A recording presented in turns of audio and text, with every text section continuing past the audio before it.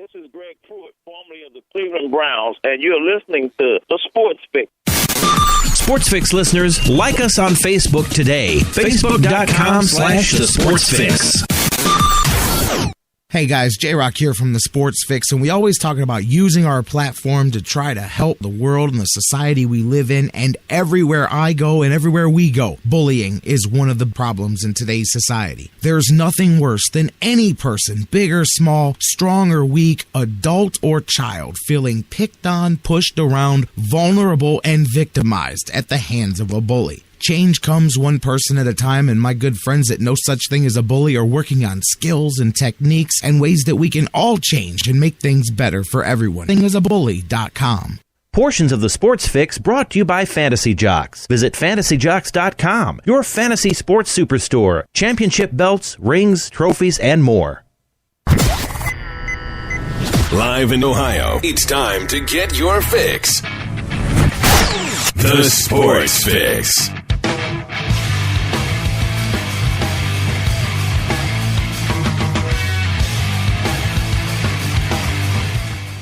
Welcome in, everybody. We are live, locked, and loaded. A Halloween weekend edition of the Sports Fix coming your way, and this is the old adage, the jam-packed, chock full of goodness edition of the Sports Fix. I couldn't cram any more into this episode if I tried. I've got from tip to tail. We're loaded. Starting just 5 minutes from now. We're not even going to get a break in before the head coach of CSU Vikings men's basketball, Gary Waters, joins us. It's hoops time, man. There's a Cavs home opener going down. The Cavaliers 1-1 to start the season. Big win the other day. Just as far as being in a back-to-back and a bounce back, it's every bit worth as much as the first one was when you look at 2 out of 82. But a good bounce back against a good Western Conference team that for some reason the Cavaliers they've just got the number, at least recently, of the Grizzlies there in Memphis. But the Cavs home opener tonight, we're going to talk hoops, we'll talk Cavs, we'll talk Vikings, and all of that.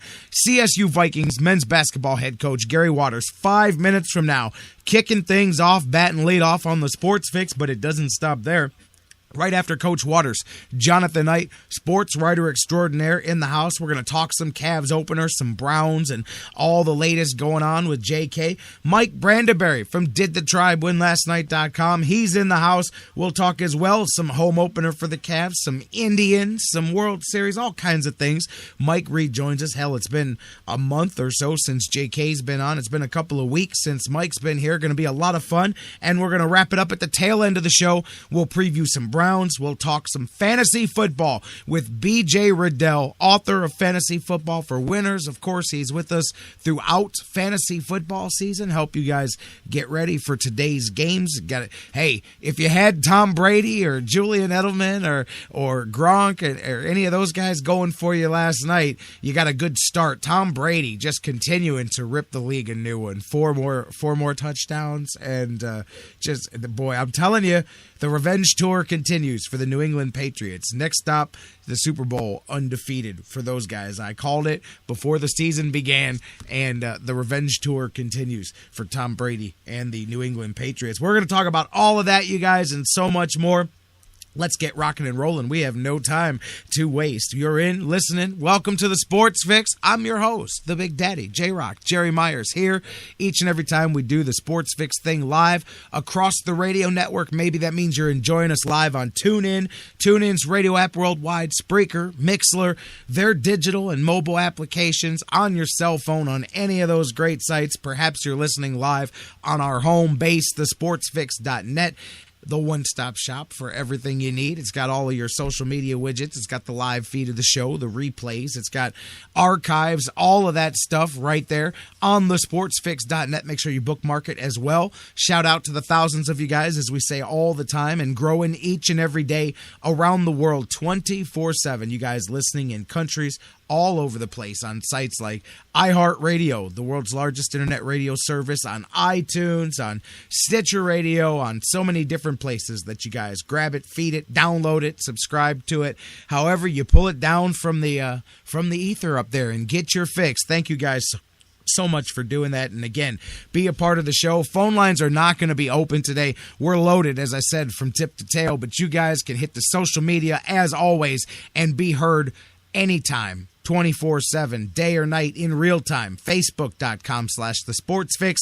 Twitter @The Sports Fix, CLE. Email us, thesportsfix@AOL.com. Today, this weekend, I want to hear from you guys, no matter what day you're listening. Home opener. Are you going? Did you go? How you feeling about the start of the Cavs season? What's your picks for the Browns game this weekend? All of that and more. Hit it up on Facebook and Twitter and email and let me know your takes. Facebook.com/The Sports Fix. Twitter @The Sports Fix, CLE. Email thesportsfix@AOL.com. We've got a lot to get into. World Series gets back at it tonight. Speaking of tonight, I've got just a couple of moments before Coach Waters joins me. A quick plug for those of you guys so inclined. It is the final regular game of the high school football season already, if you can believe that time has flown so fast.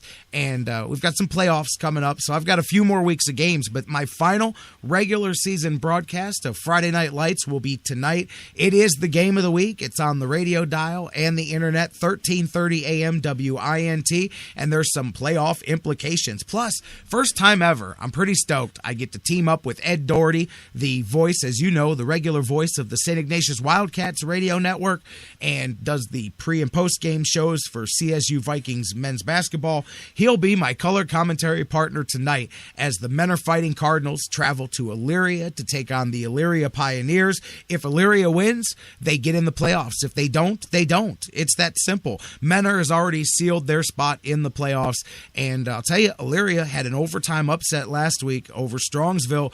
They had lost 4 or 5, and then they bounced back with that one. And if they get the win tonight, they will put themselves in the playoffs. So tonight, 7 o'clock, 6:45 is the pregame, 7 o'clock is the kickoff. Join Ed Doherty and myself, WINT, 1330 AM. We will be broadcasting the game of the week. It'll be a good one. It's Mentor and Elyria, and if Elyria wins, they will get in the playoffs. So I look forward to hearing from you guys if you listen tonight, and I'll tell you more about that later, and we'll get rolling. Speaking of getting rolling, let's get this show rolling. As I said, bat and lead off right off the top. It's been a few months since the end of last season that I've had a chance to catch up with the head coach of your CSU Vikings men's basketball team, and a lot has changed in so many places, in so many ways here around CSU since then. So let's get caught up with everything and get kicking off another season. Hoops tonight. We got Cavs hoops, guys, at the home opener. Let's start it with the Vikings. I've got CSU Vikings men's basketball head coach Gary Waters on the line with me now. Coach Waters, are you there?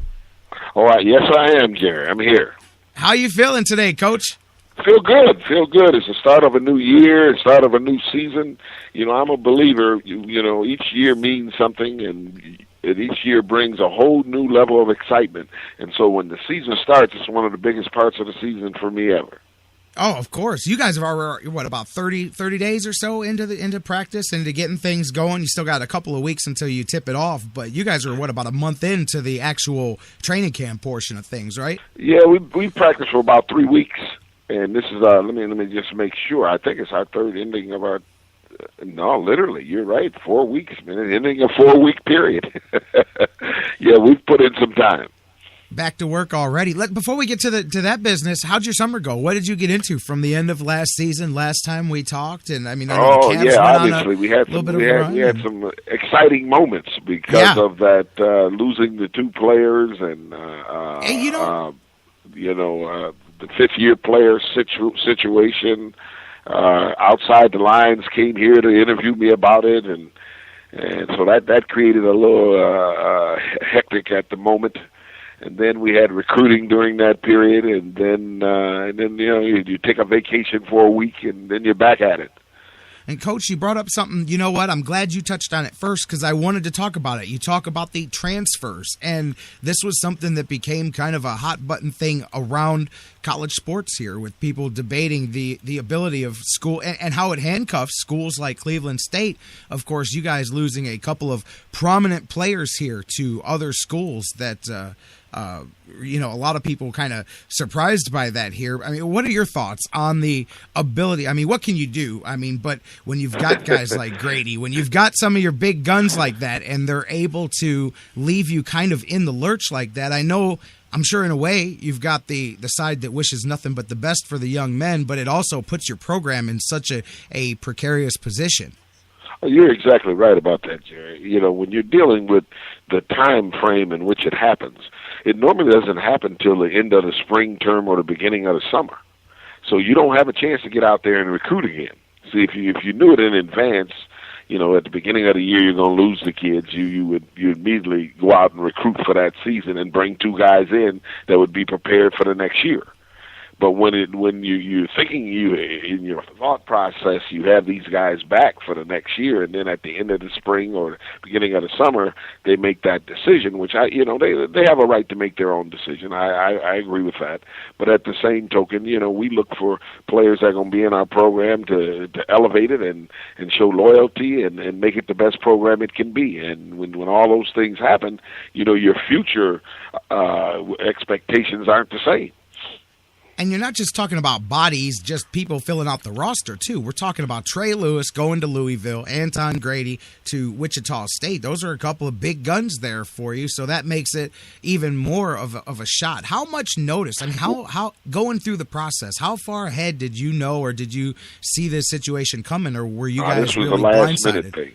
Wow. And the thing that did go unnoticed, you know, that people don't take into consideration is, number one, these 2 kids did get their degree. Yep. So you can't do this unless you get a degree. So in our program, we work at helping our kids succeed in that area, regardless of the athletic, you know, prowess they get out of this. And you know, something that I'm really a sticker on. We've had 35 seniors, and all 35 have graduated. That's my goal when I took this job, is to graduate these kids, because this is not a 5-year venture. It's a 50-year venture. Right. And if they're not prepared for that next 50 years, they're not going to have a lot of success. And the second thing that went unnoticed is they're all the kids that have left us went to top 10 programs. Yeah, for sure. I mean, you know, it's not like, you know, are you going to take a non-player to a top 10 program? I doubt it. So what they're doing is they're looking at what we have as the best, and they're coming after us. That I don't like it, and I don't want it to happen. But that's not my problem. That's the NCAA problem. Right. It validates your program to an extent, like you said, because it shows the level of the talent that you have, that the big schools are definitely circling around and looking at what you've got going on. And at the same time, it does bring up the institutional issue of, hey, you know, what do you do here? Because it's such a sticky ground. Either way, it leaves guys like yourself and programs like Cleveland State that have to rebuild on the fly so much. And with recruiting, and by the way, recruiting has continued to go up to a level that, again, it speaks to you guys that you're able to have Louisville and Wichita State and programs like Michigan State coming after the guys that you've got. So it speaks, like you and I've talked the last few years, about that recruiting level for the Vikings going up higher, the guys that you're bringing in at that base level. So now it just leaves you an opportunity to get some of these younger guys out there and see what you've got going on here. Well, and we say recruiting level. Understand, they didn't want these kids from the very beginning. Right, you got them there. Oh yeah. So we developed these kids, and that's where the problem comes in. I can understand if you recruit a top 50 player, and then all of a sudden that, you know, the kid goes in a different direction, say I am a top 50, and try to leave you. But these kids didn't come into this program as top 50 players. Amen. Barely top 100s, if any. And now they got a chance to better themselves in the program. So, you know, that's the only question I have with the whole process. And that's exactly where I'm at with it. That's it, is the resources of a school like Cleveland State for years went to utilizing, enhancing those skill sets and building those guys up as well as working them along towards their degree. And then it's almost like you put in the work and then somebody else gets to cash out the stock, you know? And that's I can see where you're coming from. That's the part that gets me about it too. And it's unfortunately, it's almost like that, you know, in business when you reach a point where you're too small to be big and too big to be small, and you end up in that middle ground. Like I said, it speaks volumes to your program, but at the same time, that doesn't make you feel any better when you're replacing Trey Lewis. And the other thing is it's not, this rule is not going anywhere. At one point, I thought it was, you know, because, you know, everyone was, you know, especially the mid-major programs in basketball, were really upset about it and causing a big stink. And then you got information that it could be changed. And when it went on the ballot, they tabled it. Why? Because football. So that's as far as I go when I tell you that. Why? Football is the king right now.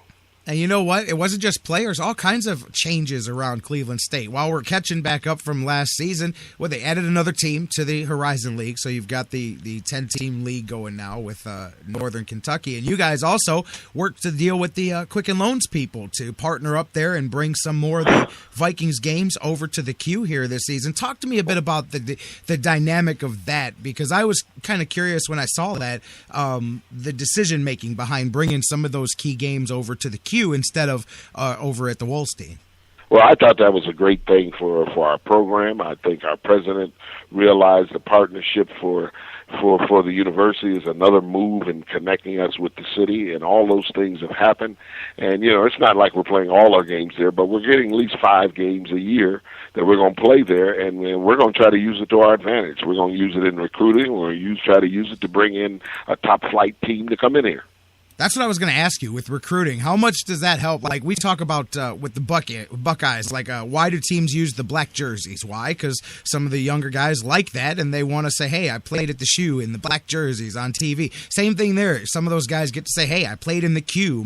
I dressed next to LeBron James' locker room. Whatever it may be. Those things obviously help you in recruiting. And it's just I don't see anything wrong with it. I think it may help in even ticket sales, all those type of things, and I thought it was a brilliant idea by our president to make that type of decision. Oh, absolutely. I thought it was great. It opens up as well more of an audience, more eyes to you guys, and it's been a good working relationship overall. I think a lot of that came through the work with the MAC tournament and the different things they've had there, where they've seen how much interest there is on the local level in all of the programs. I don't know if that has anything to do with that, because we were looking at that years ago. And what we ended up doing is having a president that came in and that was into the idea of setting relationships within the community. And even though our past president was doing the same thing, it was more on the academic side. Now he understood. He set great relationships with Cleveland Clinic and all these different places in our community. And then he said, hey, why not look at athletics? And when he did that, it's really helped us. Absolutely. You guys that are just tuning in, you're listening to the Sports Fix. Coach Gary Waters from the CSU Vikings joining us, and we've talked about some of the changes over the summer, lost a few players and added some games at the Q. And speaking of past, present, and future, another thing to touch in here during the season, the Vikings, and it's very rare that you guys do this, are going to retire another number 30, Norris Cole. My man, Norris Cole. Going to get his jersey retired. Highly deserving. Very much so. He's been not only a success, but an example in college athletics, and especially in the area of basketball, because he's worked hard. He's shown what hard work can get for you, and secondly, he's worked to break records wherever he goes. And that's, when you get all that good things like that happening, you got a quality person that you're if you want to call it an induction, you're bringing him into our history. Absolutely. I mean, we've watched him for, he came up from Dayton in high school, came up to Cleveland State, had that great run with you guys, gets drafted, plays for the Heat for a few years, gets to run with the best of the best, and now over there with the Hornets, excuse me, and anyways, him with the restricted free agency still in the air. Matter of fact, I just saw somebody ask me the other day, hey, what do you think about Norris coming to Cleveland? I said, man, there's no way the Cavs can add another contract, but if they could, I'll take Norris all day long, man, but there's no way. To have him at home and playing well here would really uplift, I know, the community of Cleveland and in Cleveland itself. And he's played with LeBron, and there's familiarity. Trust me, I was especially last season. I was really on that bandwagon of, boy, if we could find a way to get Norris Cole. And I like Mo Williams, but boy, there's a spot for a guy like Norris Cole, no matter where. And besides the jersey going up, which is only the third one, I don't know why that surprised me. I think I thought there were 4 or 5, but Franklin Edwards, Mouse McFadden, that's it. And then Norris Cole will be only the third retired jersey, and they're doing a Norris Cole bobblehead that night too. Well, all that is good because I think they're acknowledging him for what he has done here for Cleveland State, but they're preserving him in history. And when you get that kind of thing going for a young man, it's great for your legacy. But I think it will also do is open up some others going into and get their jerseys retired and maybe into the Hall of Fame.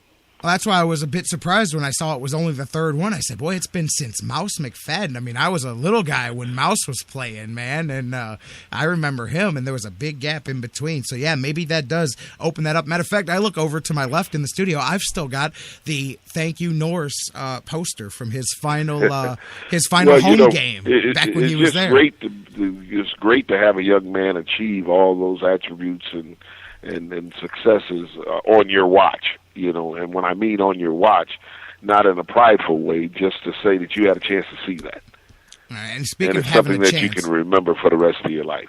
You set me up perfectly. Speaking of have a chance and remember the rest of my life, I'm staking my claim now. You guys only have 1,499 bobbleheads left to give out because I'm staking my claim for a Norris Cole bobblehead right now. So You got it. It's only going to be the first 1,499. Anyways, that's going to be a lot of fun later this season. Talk to me about this season. What are you excited about this year with these guys? Well, there's quite a few things to be excited about. Number one, the league is taking its postseason tournament to Detroit. We're going to be playing one site, no more. Yeah, no one more site. We're getting away from because I thought the last 2 years we had a chance to win the championship, but when you're playing what I call glorified home games, it's hard to win those championships there. Yep. And so we now it's on a neutral site, so I think you have better chance if you want to put it like that. But I just like the whole atmosphere of the student and community experience. And, I think we're moving now into the 21st century. Everybody's doing it, and it's time for us to do it. No, I agree with you there, too. It's got to make it better for the logistical end, for promoting the games in advance, for ticket sales, for everything, to know where the games are going to be. When you know the building, you can sell them a year in advance. It doesn't matter who the teams are. That's right. All that comes into play. And I also believe it promotes our league. Our league is doing these kind of things, and I think it's great for the league.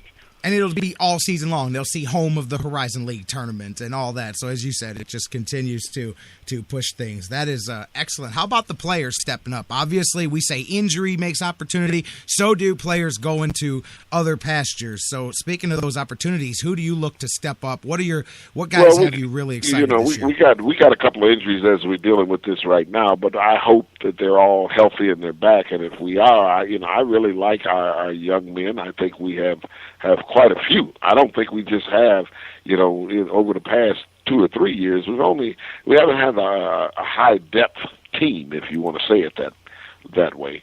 But we've had good players within 8 or 9, or say 7 or 8 players we've had out there on the floor. Now we're going to be more of a depth team. We're going to try to use 10 players, and we got new faces. We got faces that didn't get an opportunity in the past that will get an opportunity now, and we're just excited. Who do you look for to be the leaders here on this team? I mean, well, this is Vinny Zolo's senior year, and I expect him to step up and give us some production. We got a number of guards that have the potential, like Andre Yates and Kenny Carpenter, who was just a sophomore last year. Terrell Hales, he's a part of that. He was a good defender for us a year ago, and we've added a couple of new faces, which I think can help. We got 3 young kids that I think got great potential here, and one is Rob Edwards from Cass Tech in Detroit, and we have Jabri Blunt, who's out of St. Vincent, St. Mary's in Akron, and then we had another Jerron Rogers, who was out of Farmington Hills in Michigan. So all three of those kids are going to come in and add, along with a transfer that sat out last year for us. I think will give us some help, and he's right here from Cleveland, and that's Miles Hamilton, that who played at St. Edwards. So we got some new faces, and I'm excited about what to look for in the future. Yeah, Miles Hamilton's still banged up a little bit right here to start the season. Is that right? Yeah, he had a growing pull, and we hope to get him back and get going. And we got DeMonte Flanagan, who I expect to have a good year this year. If he's got a shoulder injury, but we want to make sure he's back out there on the floor because he's our inside presence, and along with Aaron Scales, who will also help us in the inside. So those are the keys to what we've got to do this year. And Jabri Blunt, you brought him up. I remember when you guys announced the signing. His dad, of course, from the Steelers, Mel Blount. Oh yeah, Mel Blount, one of the all-time greats, a Hall of Famer. When you've got those kind of genes going for you, you've got a pretty good shot at things, anyways, in the athletic Well, side, and you got to use those genes. Yes. You can't let those genes just sit there dormant. Going to be a lot of fun. How can people check them out? I know the first look at the Vikings. You got Hallow Hoops coming up here this weekend. Yeah, for Halloween, right? Tomorrow we got Hallow Hoops at 10:30 tomorrow morning, and we'll go up until about 12. It's going to be a lot of activities going on and playing, and then you get to see the team perform a little bit, and then at when that ends around 12:30. That will be on the Concord. All those players will be out signing autographs and handing out candy to all the little kids. Oh, that sounds excellent. That's going to be down at the Wolfstein Center. The girls are going to start with a women's scrimmage. I don't need anybody to beat me up over that. The women's scrimmage at 10:30, the men, and then as you said, about 11:30, 12 o'clock, you'll get the guys up there, do some autographs and trick-or-treating and all kinds of stuff for the kids.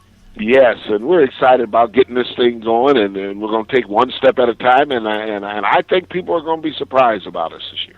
You've been working, like we said, for about a month, a couple more weeks. What is it, November the 14th in Kent? You've got Akron, first game of the first chance to get out there and see these guys. And that's going to be a tough one. That's going to be at Kent State, so it's not like at their home courts. We both are playing on neutral, but it's going to be a good game, and then we got Maryland in the first half, along with Rhode Island, and then we got Belmont coming here, Ohio U, Bowling Green. We got all those guys coming in here, so it's going to be a great preseason before we get into conference play. Yeah, you talked about the importance of that the last few years, and there you go again, adding a few more of those tougher non-conference games. Coach, thank you so much for joining us. Besides the Vikings, I know you're all busy in that, the Cavaliers getting another season started here tonight at home, and we had a lot of fun watching that run last year. What do you they're our think? brethrens now. It's just Yeah. we're housed in that building as well, so we're all connected here together. What do you think, Coach? Do they have enough in the holster now to get it done this year? I think they do.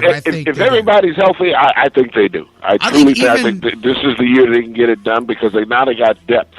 When you added Mo Williams, when you added Richardson, and you added you got back Tristan back, I think you got depth now.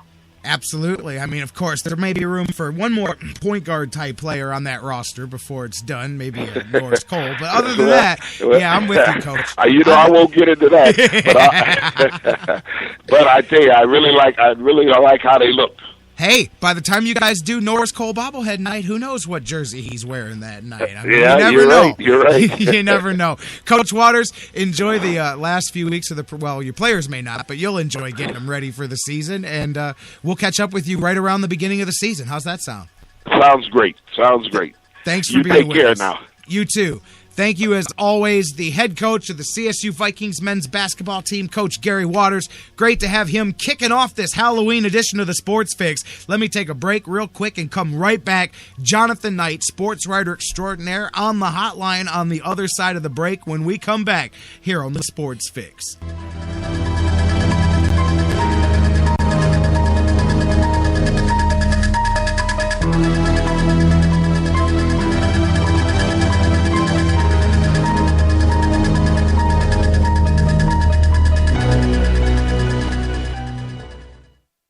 Get your fix. 'Cause it's Friday You ain't got no job, and you ain't got to do. It's the Sports Fix. We'll be right back. Hey guys, before we go to the break, I want to talk to you a little bit again about our good friends at Harry Buffalo North Olmsted, the UFC, the Ultimate Fighting Championships, some of the hottest fights in the world today. Each and every one of their huge events, Harry Buffalo is one of the few places in Northeast Ohio you can go there and watch each and every UFC fight at the Harry Buffalo. And let me tell you, I've been there. The people are out the door. They are to the rafters. It is one of the craziest environments for some UFC fights. Wing Mondays, they've got great deals on wings and drinks, and every day of the week there's a different special, a different deal. And don't forget the Bison Burger, the unbelievable. It is the combination of a fantastic burger and eating healthy combined into one unbelievable sandwich. You have got to get a Bison Burger while you're there. So whatever you're looking for, whatever day of the week, Monday through Friday, Saturday, Sundays, there's something for you at the Harry Buffalo North Olmsted, just outside Great Northern Mall. Check them out today. Harry Buffalo, join the herd. The Sports Fix is on iHeartRadio. Download the free iHeart app today. Subscribe to the show and get your fix. How to be a great dad in 15 seconds. Bike ride, go fish, walk in the park, phone call, milkshake, play catch, picnic, fly a kite, tell jokes, laugh, talk, read a story, tell a story, bumper car, swing set, bowling, pillow fight, cut loose, stay tight. Whew. Because the smallest moments can have the biggest impact on a child's life. Take time to be a dad today. Call 877-4DAD-411 or visit fatherhood.gov. Brought to you by the U.S. Department of Health and Human Services and the Ad Council. Fantasy sports lovers, you put so much time, hard work, and effort into playing week to week that it quickly stops being a fantasy and starts getting real. And when the smoke clears, you want to show off those victories with a real prize. I mean, a really real prize. Nobody does that like Fantasy Jocks. The crew over at Fantasy Jocks have beautiful, high-quality, and heavy-duty championship belts, rings, trophies, and so much more for all your fantasy sports needs. There's literally only one place to go. FantasyJocks.com. Hey everybody, this is Jerry the King Lawler from WWE, and you're listening to the Sports Fix. I'm your boogeyman. That's what I am. I'm here to do whatever I can. Be it early morning, late afternoon, or at midnight. It's left to serve. So wanna please you. So wanna keep you. Welcome back to the Sports Fix. I'm not your boogeyman. I'm just the host of the show. J-Rocc back with you here. Thanks once again to the good folks at Cleveland State University, my man Greg Murphy, and of course, the head man himself, the Vikings head coach Gary Waters, for joining us. Great conversation to kick off the show, and can't wait to catch up with Coach throughout the season as we continue to roll on. It's going to be a rebuilding season. I don't know if rebuilding's the right word, the fair word to use, but it's going to be a season of growth for the Vikings, particularly after you, I mean, think about it. You know, Grady and Lewis, those are your top two guys, and that's the hard out. There's a reason, as Coach said, that Louisville and Wichita State wanted those guys. So it's going to be a lot of fun, and I'm looking forward to going along with it with Coach Waters. Thanks to those guys for joining us. Thanks to you for returning to the Sports Fix here. And as I said, I'm J-Rocc. On the hotline now, going to bring him up, my man Jonathan Knight, the sports writer extraordinaire. It's been like a month since I've talked to JK, so who knows where we're going to go. You can go with us on Facebook and Twitter and email, facebook.com/thesportsfix, Twitter at thesportsfixcle, email us, thesportsfix@AOL.com as this Halloween weekend edition of the Sports Fix rolls on. Jonathan Knight, JK, how you doing, my man? I'm doing well, Jerry. Happy Halloween to you and all of your fine listeners out there. Well, happy Halloween to you too, my friend. It's been about a month, 3-4 weeks since you and I have had a chance to catch up. It's Cavs opener here. I'm glad we got a chance to do it today. I'm feeling good there. It means that we've got one guaranteed good place to take the conversation no matter what. But Where do you want to go, man? It's been a month since we've talked. I mean, we've watched the Browns kind of go up and down and do their Brownsy stuff here the last month or so. Yeah, that's right. Mostly down. How are you feeling about them here this week? By the way, news came out. We haven't said it yet. I mean, we knew it was coming, but confirmation coming out that indeed Josh McCown will start this weekend because he does have both arms attached to his body. And as long as they are physically attached to his body, he will continue to be the quarterback for as long as Mike Pettin can possibly trot him out there, my man. He just has no confidence in number 2 at all, and McCown's going to start this weekend. Where are you at with the Browns heading into Arizona this weekend? Well, I like the hours of the sands of the hourglass, right? I mean, it's just one thing after another. So are the days of our lives. Yes, and the drama is inherent, and yet the results are exactly the same. So, yeah, it's going to be a quick conversation, I think. Browns will play Sunday, Browns will lose Sunday, and really the interesting part, really the only thing that, and we talked about this right as the season was beginning, to me, the only real intrigue of this season was, does Mike Pettin get fired during the season, does he get fired after the season? And we're reaching that point now where once they lose these next couple of games and they dip down to 2-6, 2-7, 2-8, and then those drums start to beat. And in the fast-paced truck stop world that Jimmy Haslam lives in, you're not going to be able to cut the mustard with those kinds of numbers. And I think you're going to start to see that people, is Pettin going to get fired? And sooner or later that will happen. So. That's the thing to watch over these next few weeks is when the seat does indeed start to heat up for Coach Pettin. I think it already has. Dan Wismar and I have been kind of talking about this going forward. I mean, neither one of us see any way that him or Farmer survive, when this thing's over with. But I was mentioning, and it's just, going down the road of sadness. And here's a good tie-in, by the way. I got a kick out of this. I was talking to some guys last night, and JK, you've been with me for years, so you'll probably know that I did say some of this a few years ago. Yesterday, and in the last few days, but yesterday particularly, the narrative that was out there, and of course, if it's in the paper, that means all the sports talk's that's what we're going to be talking about today, because, we have to have the lowest common denominator. So, if they're talking about it one place, it's everywhere. And yesterday's story du jour was Bruce Arians. The dumb Browns could have had Bruce Arians as their coach and passed up on him twice. And here's what's funny, though. Here's what's funny. Now, that is true. But to me, what's funny is and I'm not going to name particularly people, but literally some of the specific people that I heard blasting the Browns for this yesterday. If you want to rewind 3 years, I could pull up episode after episode of this very show right here. Same time, same day, same everything.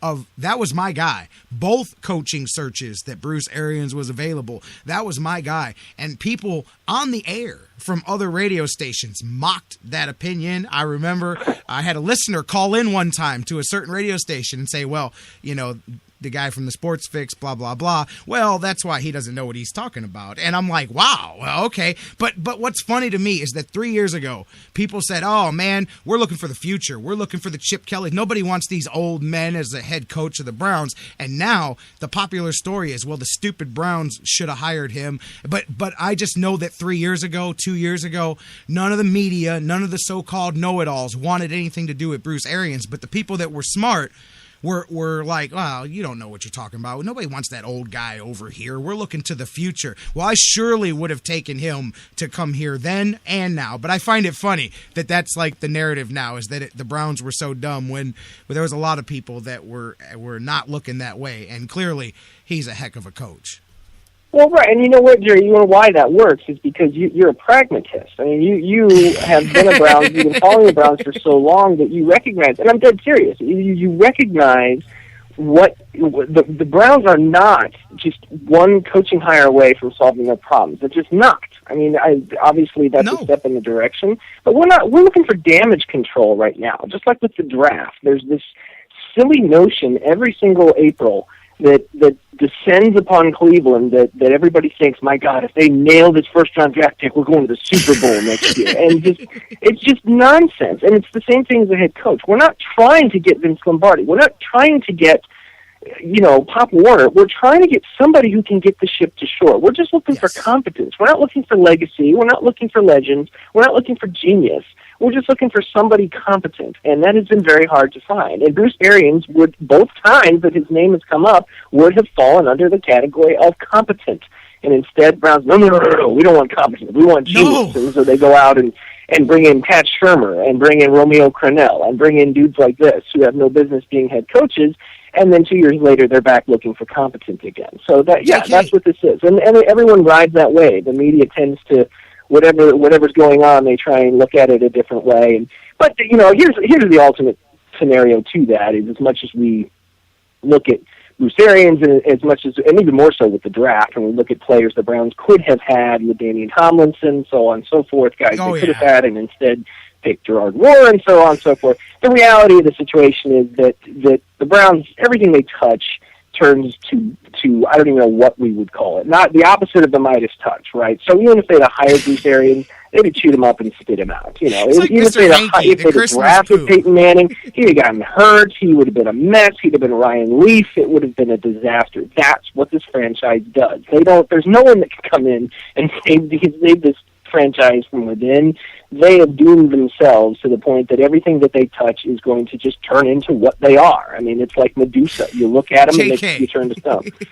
As you said that, I for those of you guys that are South Park people, man, you can get the visual. As you said that, honestly, all I saw was Mr. Hanky, the Christmas Pooh, walking around and leaving the track marks behind him. And then he gives you a kiss, and there's the mark on your cheek, and he's leaving it everywhere as he goes. And that's what I'm seeing. That's brilliant. That's exactly the Browns are Mr. Hanky. I love that analogy. They are Mr. Hanky, the Christmas Pooh, man. But the other thing with Arians, and while he's in the air, is it's not just that he made so much sense, but all the talk about quarterbacks, that man, that's all he does. He boosted Carson Palmer back up. He righted the ship for Ben Roethlisberger when he could have went up or down as far as being a top-level quarterback or just a quarterback. He, not only that, look what he did with Tim Couch and made Kelly Holcomb. Kelly Holcomb, I was going to say, he made Kelly Holcomb look like a Pro Bowl quarterback. You know what I mean? And I love the fact that he's still, because I'm still the guy. When people go, hey, man, every Browns quarterback has sucked since 99, I go, actually, Tim Couch had a shot to be okay, but they screwed him all up. And people get mad at me, but I love that Bruce Arians threw that up yesterday. He said, hey, I still think Tim Couch could have been great. I mean, obviously it didn't go right, and he got hurt and all that, but people get mad when you say that, but it's so true. Tim Couch is easily the best quarterback the Browns have had since they came back, and that's pathetic, but that's pathetic. Easily the best quarterback that they've had, Yeah, and and you're right. I think that you can go all day with this, but and to say that Tim Couch could have been great, I think Arians was going a little too far there. But he absolutely could have been serviceable, and he was poised. I think he was in a position where he could have been. And there again, if another team had drafted him and developed him accordingly, then yes, I think he could have had a decent career. I don't think he ever would have been a Pro Bowler, but he certainly could have been a guy that could have been a starter, been a totally competent starter for a few years. And he would have been an Alex Smith type. Yeah, an Alex Smith type, a game manager. Absolutely. That right. definition, you know what I mean? Because he didn't have the arm. I know I saw in the chat room, Dink and Dunk. Yeah, that offense at Kentucky, that's all that was little 3-yard passes and all that. But anyways, I just found that funny coming back to it, and we'll see what happens. But I'm with you. I mean, the next three, I said, hey, you can be as optimistic as you want, and the Browns can play good if they want. They got 3 tough games coming up here going into the bye, and it's very likely that they're 2-8 when they hit the bye week on this thing, and that's even if they put in a good game the next 3 weeks. This isn't just like, well, play good and you're going to win. You got Arizona's a beast. This is the 3rd top 10 defense and the 2nd top 5 in a row that they're going to face here 3 weeks in a row. So, you know, that's tough, man, whether it's at home or not. And then you got Cincinnati 4 days later, and then Pittsburgh before the bye. Pittsburgh, maybe. But I got a feeling that Pittsburgh is going to get Roethlisberger back, and they're going to be trying to get that offense untracked right around the time that game comes around in 2 weeks. Yeah, the Browns are in trouble. I mean, we talked about this, I think, the last time I was on, even before they started this stretch, that that they were. I think it was when they played Oakland, when they lost to Oakland. We looked at that and said this might be the last chance they have to win for a very long time. Now they did turn around and they did win in Baltimore, which I and they almost beat the Broncos. And they've almost right. And there've been a few horseshoes and hand grenades since then. But ultimately, this is unfolding exactly that way. They are at a point where we're going to look up in about 3 or 4 weeks here. It's like, oh my God, they've lost 9 out of 10, and that's exactly where they are. And that's where you say, you know what? You got yourself a coach who's going to get himself booted out the door. The Baltimore win may have given him enough because I think 2-8 and 1-9 at the bye week are two very different things, and especially in Cleveland. But I think one way or the other, you lose these next 3 and extend that losing streak to 5 or 6 or whatever it will be at that point, and going nowhere in this whole drama with Manziel. Mike Pettin becomes the perfect scapegoat, and now you've got an interim coach situation to finish out this really disastrous season. You're listening to The Sports Fix. I'm J-Rocc. That's Jonathan Knight, and he just reminded us of why this is the perfect day, because it's the tip-off for the Cavs home opener. Basketball season is here, so when these kind of conversations go on, at least now, we can go, hey, how about them Cavs? They start tonight, and we'll talk some more about the Browns later, guys, but I've got a few more minutes with JK. With the home opener tonight, first 2 games in the books, and I'm telling you, I don't care what the record is. It could be 0-2, 1-1, 2-0. It doesn't matter. I like the way they're playing. And I'll say the same thing I just said with Coach Waters. He said if they stay healthy, they're going to win it all. I say they're so deep that they can even take an injury or 2 along the way. Of course, as long as it's not, to like the main guy or 2. But they can even take a couple of hits on the bow, I think, and still be there at the end. What are you feeling about here with the Cavs, especially with what we've seen? 2/5 of the starting lineup out, and they're still pretty doggone deep. Yeah, I think what we saw on when was that? Wednesday night, where they just blew away Memphis with and exactly in that way. I think that was incredibly encouraging because I think we were all kind of not necessarily disappointed because we knew that was going to be a tough game going into Chicago, and it's the first game and it's on the road, and like you said, they're obviously not close to 100% yet. So that really wasn't so terrible of a loss, but I think we all kind of braced for another similar type of experience the following night, and boy, yeah, the opposite happened. That's the template that ideally the Cavs will use here, especially in these first couple of months while they're still sorting things out, while they're waiting for Kyrie to get back to 100%, while Kevin Love works his way back to 100%. So that's the perfect game. I mean, that's the perfect formula that you want to see. Now, they're not going to do that every night, but I think that you're seeing that seed there. You're seeing that potential for what these guys can be. And you hit on another great point, too, that, but boy, if they learned nothing from the playoffs last year was, if we have a weakness, it's depth. And I wouldn't even have called it a weakness. I mean, they just had an unbelievable string of injuries that really nobody could be expected to survive and thrive as much as they did through the playoffs last year. But they addressed it regardless, and they are absolutely more deep now than they were a year ago, than even they were last spring. So, yeah, they are not playing as well as they were at their peak in February or March of last year when everybody was healthy, and nor should they be. We don't want them peaking now. But, certainly a very optimistic start to the season here with these 2 games. And I think we're going to see some good things over these next few weeks. So look at the schedule here.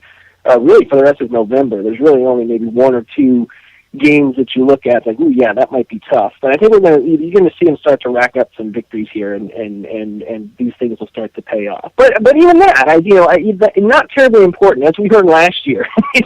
November and December really don't mean a whole heck of a lot. Really, to me, I keep looking at this in terms of this is the real preseason, right? From now until about New Year's. This is for real the preseason. Those preseason games were more of an open gym type of thing where they just roll the ball out and run up and down a couple times and then go sit down. These first 25 to 30 games are really sort of the exhibition season, and everyone's still feeling it out and getting in shape and all this, and you're figuring out your rotation. So let's not dwell too much on wins and losses. It's better to win than lose, obviously, and we certainly don't want to see the type of train wreck we saw in the first 2 months last year. It'd be nice to avoid that, but be that as it may, it's not imperative that the Cavs, get off to 10-1, 20-5 type of start. That's not what they need to be doing. They need to be peaking later in the year. They got plenty of time to figure this out. There's no need for LeBron to be playing 70, 75 games. There's no need for him to be playing 40 minutes a night. And if the price of that is sacrificing some of these meaningless games in November and December, I'm totally willing to do that. We want these guys fresh in April, May, and June, not November and December. I'm all for it. I told somebody last night, I said, it's a 40-game preseason schedule, man. Yeah. It'll be about January when the preseason ends as far as I'm concerned. Here's a couple of notes, man, to me, and this is just based on what they did. If you were to take this roster, go back to last year's finals, and still take out all the same injured players, I believe this team would be able to finish the job and win those other 2 games. And that's what I mean when I say I think they could take 1 or 2 hits on the bow now and still survive it. And one of the biggest reasons I say that, and I know it's only 2 games, but the spring in the legs is there. Richard Jefferson. I like what I'm seeing. He is going to be the steal signing of the offseason, I think. That's not Sean Marion. He's got some bounce in those legs. He's going to be a big help, especially when he's able to step in for LeBron and there's not a big drop-off at the small forward spot. Yeah, I think you're right. What we're seeing, very, very early, obviously, counter that. But also, not only that, Mo Williams, my gosh, what he did on opening night, stunned by that. And we're not going to expect that every night, but gosh, he's not exactly what the Cavs need when Kyrie's out or Kyrie needs a break. Yeah, I mean, you're seeing it. You're seeing what the Cavs are doing that for all 3 of those, of the big 3, the Cavs have managed to go out, and you're not gonna get somebody who matches that, who can back them up, and you don't. It's not that you don't lose anything when those guys get out of the game, but you can see how the Cavs have gone, and now they have at least 1 player, if not 2, at basically every key position that can, when those guys need a breather, or when those guys need a night off, or when those guys sprain an ankle, you can toss a Mo Williams, you can toss a Jefferson in there, and it's like, they're still a playoff team. They're still at that caliber when these guys are not on the floor, and that's huge. How many teams can say that? I mean, everybody's good with their first 5 players on the floor, and every playoff team rather is good with their top 5 guys on the floor. But what happens when you get your second 5 guys on the floor? How much of a drop-off is there? And that's the difference between a championship team and a championship contender.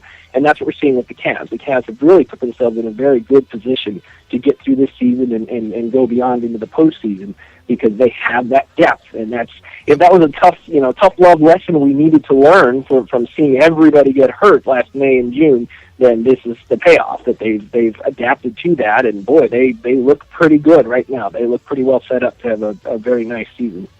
And that's the Heat formula. That's what they did. They failed in year 1 because they were short just a player or 2 coming up to help on the back end.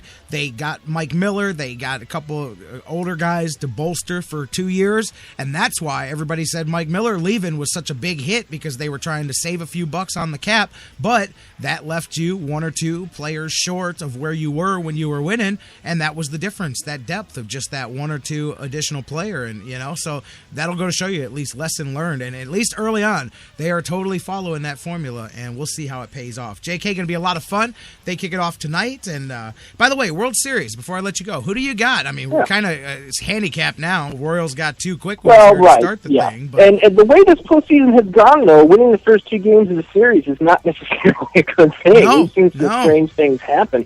Particularly when Kansas City's been involved. Kansas City's sort of been on the mat here a few times and has come back in dramatic fashion. But, I mean, I think even going in, I think I like Kansas City. They similar to the Cavs, really. I think they learned the lessons from last year. They've grown as a contender. And you're seeing that now. You're seeing the way that they don't give up, similar to the Indians in the 90s, too. I think we saw that for about 5 years, that they were never quite out of the game until you got that final out. So it's refreshing. I think it's great. I love seeing Kansas City. They've been, ever since the Indians were eliminated, Kansas City sort of became my team. I would love to see them do it. I think there's so many similarities between Kansas City and Cleveland, market-wise, size of market, type of fan, type of city, really. Long-suffering, all of that. I think that this is great. And to be the New York team, I don't have the vitriol for the Mets so do for the Yankees, but still, it's New York, so I think they need to be defeated on general principle. But I think this series is going to get more interesting now heading back to New York, and And this will not, I don't see this going a sweep or even 5. I think this will go at least 6. They will wind up going back to Kansas City, but I think KC will prevail. And if nothing else, what I'm rooting for is not only that we see more good games, but could we get some good games that maybe end before 1:30 a.m.? Because I'd like to see the end of one of these things.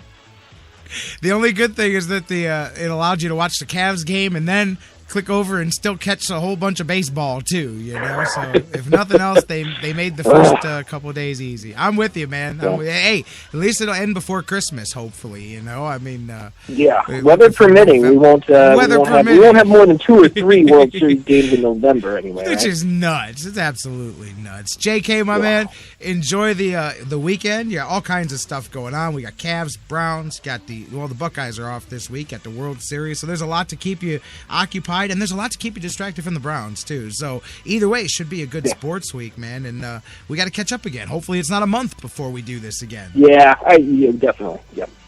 My man, have a good one, and we'll talk next week. You bet, buddy. Take care. You got it. Jonathan Knight, the sports writer extraordinaire, my man. Of course, you can check him out. Everybody hates Cleveland. My man is always on didthetribewinlastnight.com as well, hooked up with those guys. Speaking of didthetribewinlastnight.com, Mike Brandenberry from didthetribewinlastnight.com. He's on tap. He's on deck. He joins us next. After the news, we'll pick up right where we left off. We'll talk some World Series, some Cavs openers, some Indians with Mike Brandenberry when we come back. Don't forget, Hour 2, BJ Riddell, fantasy football for winners, and so much more still to come. Mike Brandenberry from didthetribewinlastnight.com coming up next after the news here on The Fix. Who can you call? Ghostbusters! Who you gonna call? Ghostbusters! It likes the girls, too. The Sports Fix, your choice for intelligent talk. That was wonderful. Bravo! I loved that. Oh, it was great.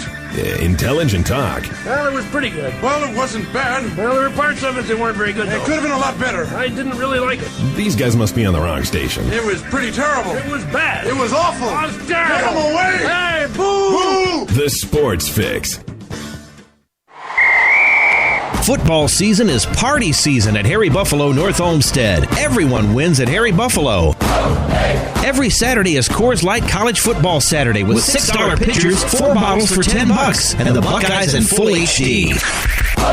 Football season is most definitely party season, and your headquarters is Harry Buffalo North Olmsted all winter long. Harry Buffalo, join the herd.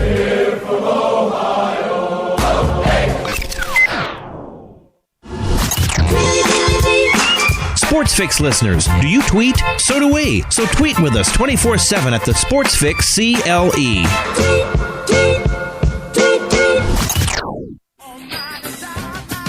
Business owners and professionals, do you want to take your business, your product, your team, your event to the next level? You want to advertise right here with the Sports Fix. Our listeners are among the most loyal listeners, terrestrial or internet. The Sports Fix universe is not only the radio show, but tens of thousands of fans on Facebook and Twitter. Email me, Jerry Myers, thesportsfix at AOL.com. That's thesportsfix at AOL.com. And let me help you swing for the fences and hit it out of the park right here on the Sports Fix.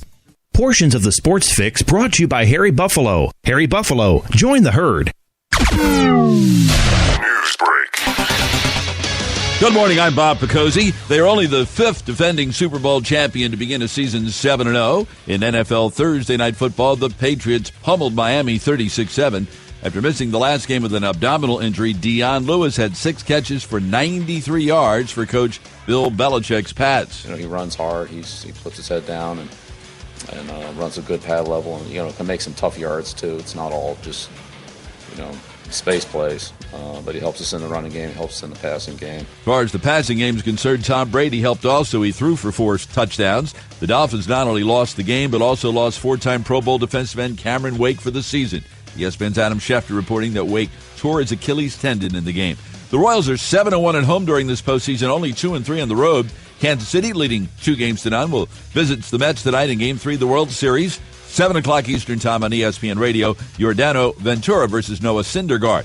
USC has announced preliminary plans to spend $270 million to renovate the LA Coliseum. It could be used for track and field events if LA is named the host city for the 2024 Olympics. Hilton.com gives you unbeatable prices on hotels across the U.S. So when your team travels, you can too. Scream your heart out and then sleep your face off. Unbeatable prices on 12 unbeatable hotel brands. Only on Hilton.com. You're listening to The Sports Fix.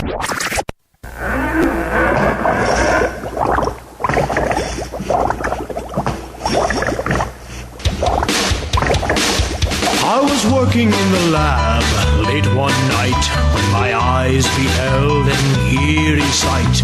For my monster from his slab began to rise, and suddenly, to my surprise, He did the mash. he did the monster mash. The monster mash. It was a graveyard smash. He did the mash. It caught on in a flash. He did the mash. He did the monster mash. From my love Natari in the castle east to the master bedroom where the vampires feast. The ghouls all came from their humble abodes to catch a jolt from my electrode. They did the mash.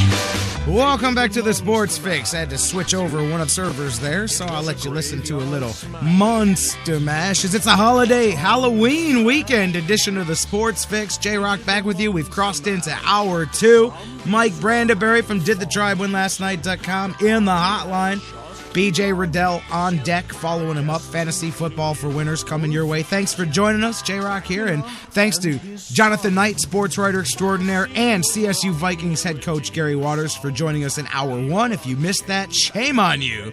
Catch the replay and listen to it. And if you guys want to talk to us, Facebook, Twitter, you know how to do it. Facebook.com/thesportsfix, Twitter @the Whoop, there we go. @the Sports Fix, CLE, email the Sports Fix @AOL.com.